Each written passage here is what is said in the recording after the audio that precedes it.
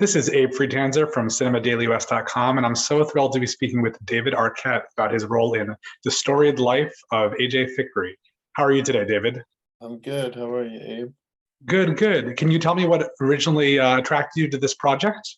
It was a beautiful script. Gabrielle Zevin, the writer of the novel, wrote the screenplay as well. She constructed such beautifully written characters and such amazing dialogue. And then knowing the cast that I'd be working with, it was really easy. And Hans Canosa really created a beautiful world for them to exist. It was all set in Alice Island, we filmed it in Cape Cod, which is similar sort of terrain, atmosphere. So I was really excited to be a part of it. Did you have a chance to read the book before taking on the screenplay? I didn't. I had a really quick turnaround before I got to the set, and I just had to jump in, learn a ton of dialogue, do an accent and slight accent. But yeah, so I was just sort of finding my character really quickly. But Gabrielle had written such a clear character that I really had the luxury of just trusting the words. Well, let's start with that accent. Was that a difficult thing to pull off? A little bit. I mean, especially just sort of having so much dialogue. My first day at work, I had tons of scenes, and it was a lot. So I was just nervous and kind of, in general, I get a little self-doubt going. So I called my sister Patricia after my first day at work, and I was like, "Do you ever get nervous on your first day?" She's like, "Every time." So that reassured me that it was sort of a normal feeling. But yeah, the accent was great to sort of talk to people in the area and sort of listen to people at the restaurants and the hotel and some of the drivers and stuff who've grown up in this town. What was it like filming on Cape Cod? It was great. I mean, it was off season. It was really cold. It was right after Christmas, and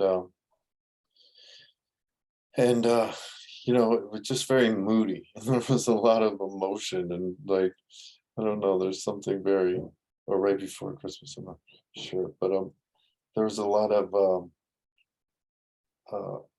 depth to it, and a lot of emotion, and a lot of, it's just a sweater kind of weather. I know you've played a member of law enforcement before in the Scream franchise, and I'm sure in other parts throughout your career. How is this character different? He was this small town police officer on this island, and he'd kind of grown up there. And I don't know, he was just kind of grounded, like in who he was. And, he wasn't overly kind of silly or anything like that. He really, this friendship kind of organically blooms with him and AJ, and they don't know it at the time, but what happens a lot in life is you meet somebody, as you get to know them more, see how much of an impact they have on your life and how meaningful that relationship is. And that's sort of what happens here. And one of the things I enjoy most about your character, I don't think it's a spoiler, is that he gets into a book club. He really enjoys, this adventure. Is that something that you can relate to? Do you do a lot of reading in your own life? I've started to read a little more. I mean, a lot of the time it's script and our business, but yeah, I mean, a lot of the time also we read things, for character, for the world that we're going into. But yeah, I mean, I just wrote Gabrielle's new book tomorrow, and it takes place in the gaming world, and it's this really intense dynamic between these three friends, and it's really a powerful book. So I love that. But yeah, I love the fact that he starts a book club, that he's like, he learns from AJ that sort of this love for books and reading, and I love the idea of a book club. I'm not a member of any, but the idea of doing it sounds so sweet and like wholesome, satisfying. He's also reading about his own industry. Obviously, things are a little more exciting than the kind of things that happen to him, where he's posted. But it would be, I think, like you reading about, the world of acting, which I'm not sure would be as interesting as those murder mysteries. I do love a good biography on someone's life. I mean, I unlike AJ's character, really enjoy that. And oh man, I read Danny Trejo's book recently, and that is a life that is so fascinating. Well, speaking of actors, what was it like working with Kunal Nayyar? Kunal's like a great actor. Watching his sort of method of acting is just really schooled, and you know, I don't know, he's got such a understanding of the craft that it was really remarkable. But we had friends in common, and his sense of humor I really got a kick out of. So we had a lot of fun. It was really easy to I don't it was funny. A lot of the my characters sort of dynamic with the other characters in this film were very easy for me to adapt to, because I kind of had this character that was grounded, that kind of, was not this kind of everyman, but the small town guy. But he just kind of would be able to watch these incredible people and be kind of enamored by them. And that's all I had to do, is kind of live in the moment and sort of go through the emotions I was actually feeling. You also get to share a lot of scenes with Christina Hendricks. What is she like?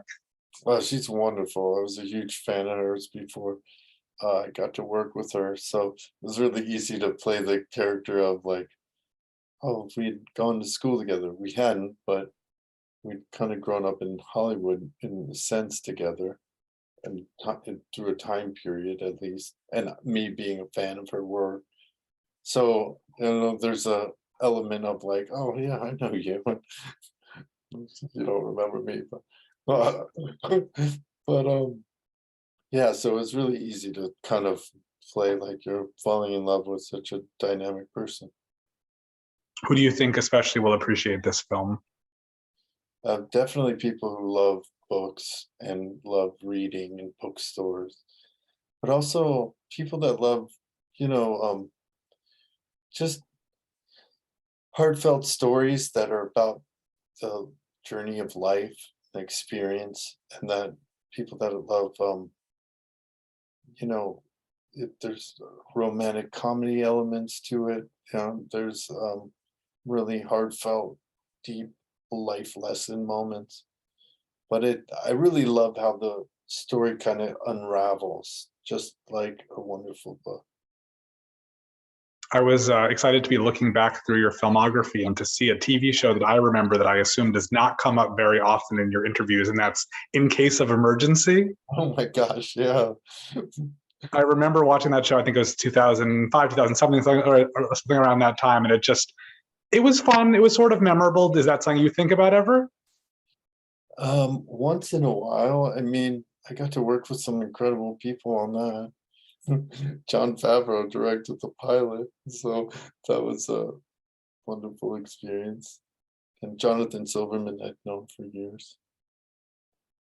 And I know that a big part of your career has also been the Scream franchise. Is that something that you have positive associations with? That a lot of people, recognize you from that and come back to that with you?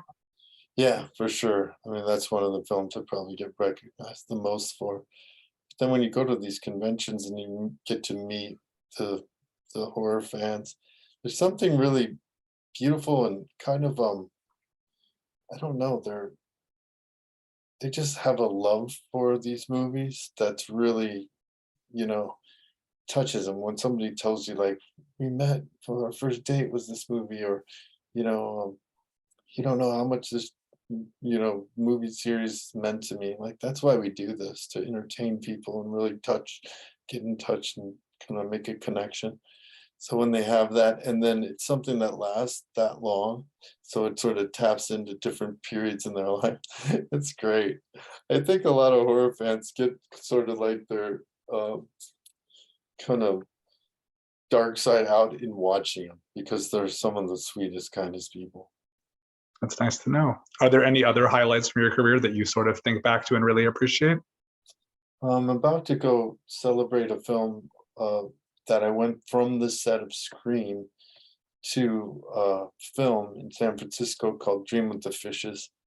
And it's just a beautiful movie with Finn Taylor, and it has an incredible soundtrack. And I got to work with, you know, uh, Brad Hunt and all these incredible people, Catherine Moriarty, and uh,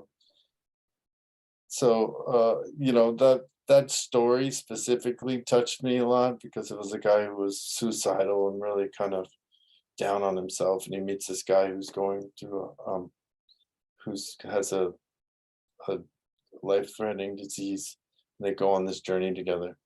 And just the soundtrack alone in this period in time, it was right after Scream, so I'd really been on a sort of journey at that moment. It looks like you have some really cool projects coming up. Can you talk about any of them? We're doing a documentary on the return of Bozo the Clown and bringing kind clowns back. That's the main goal of it. I got to work with an amazing organization called Healthy Humor that are medical clowns that go into hospitals, and that's just been really eye-opening. And then I did a series called Mrs. Davis that's really wild, so well written, such wonderful actors, and such a beautiful world. I'm really excited for people to see it, but I can't really talk. It's kind of like a super secret project. Well, that's fair. Well, for more great content like this, you can subscribe to the Cinema Daily West YouTube channel. The Storied Life of A.J. Fikry is now playing in theaters. Thank you so much, David, for taking a few minutes to talk with me. It was very nice to meet you. Hey, great meeting you, Abe. Thank you.